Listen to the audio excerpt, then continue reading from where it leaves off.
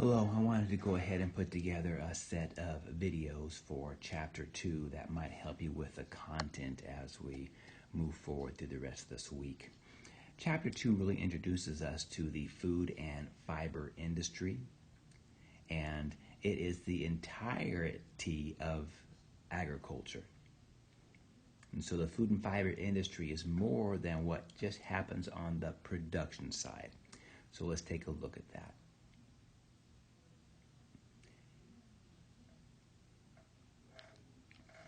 The food and fiber industry consists of all the businesses that in one way or another help out with supplying the food and fiber. And so when you look through this picture there, you see all the products, but one of the interesting pieces with the products, you may see the raw product, but you'll also, as you look a little lower in a few other spots, you'll see some value added products. We don't grow bread. We grow the wheat that can be made into the bread. So the entire food and fiber industry is more than just the producer. When you take a look at it, there are really 5 major components. The first major component is the input supply sector, and examples would be like John Deere tractors, Rolfs and Prina for feed. It could be Bayer seeds or Nutrina selling feed. Then the next sector is the farming sector, the people that actually do the production of all of the agriculture commodities. And we're really knowledgeable of those, but they aren't the single section of the farm sector. Then we move over to the processing and manufacturing sector. Tyson's Foods, Del Monte, Swift are all people that will take a product from the farm sector and add some value to it.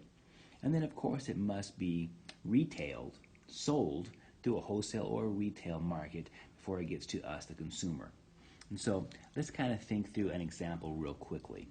If we took a look at the wheat category, perhaps in the input supply sector, John Deere would sell their tractors for a wheat producer to prepare the field. Maybe Rain for Rent would sell them some irrigation equipment, and Bayer Crop Seed would sell them some wheat seed. And the farmer does everything in their power to build and develop high quality wheat. Well, most consumers don't go to the grocery store and purchase high quality wheat. I'm not even sure if I would know what to do with a bunch of wheat kernels. I'm very excited that there is a processor. So somebody takes those wheat kernels and grinds them up into whole wheat flour. But even if you gave me a sack of whole wheat flour, I'm not sure if you want me to be making the bread. I think it's great that we have bakers that take their expertise and add value to that whole wheat flour and create fantastic pastries or cakes or cookies or other items with that original wheat. They're big parts of the food and fiber industry. And then, of course, as a bread is produced at the bakery, it's got to be transported over to the wholesale and retail sector to be sold to you or I. And just be aware, when we talk about the sector, you could also go to a place like Olive Garden and buy breadsticks.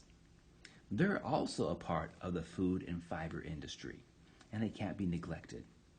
And then, of course, the food and fiber industry ends with you and I, the consumers that enjoy the product that the previous 4 sectors have created.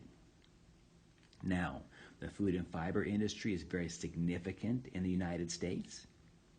1 out of every 6 jobs is tied to that industry. And the industry is responsible for 12 to 15% of the GDP. The GDP stands for the gross domestic product. So that is a very significant portion of the United States economy. The food and fiber industry has had some great years and has had some years that weren't quite as fantastic. When we take a look at the section here, we can see it's talking about the idea of net farm income. And when we say net farm income, that just means that the receipts have came in, the bills have been paid, and this is the leftover income. And so we can take a look at the year 2013, and the net farm income was very, very strong, very lucrative at $1,223 billion. And then we've had some other years that it hasn't been quite as gracious. And the preliminary data in 2016 was suggesting $54.7 billion. But again, that is still net farm income, so they are positive numbers, and agriculturalists are making money.